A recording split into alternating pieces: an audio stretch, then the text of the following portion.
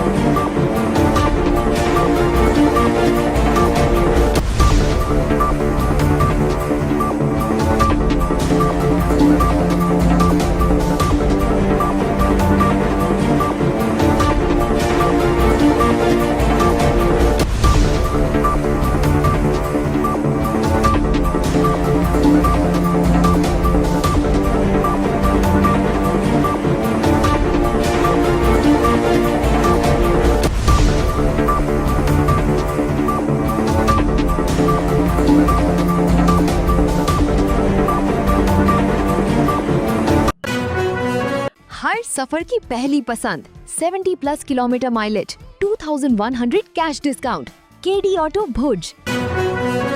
આ હતા આજના સમાચાર. આવતીકાલે ફરી મળીશું. ત્યાં સુધી મને રજા આપશો.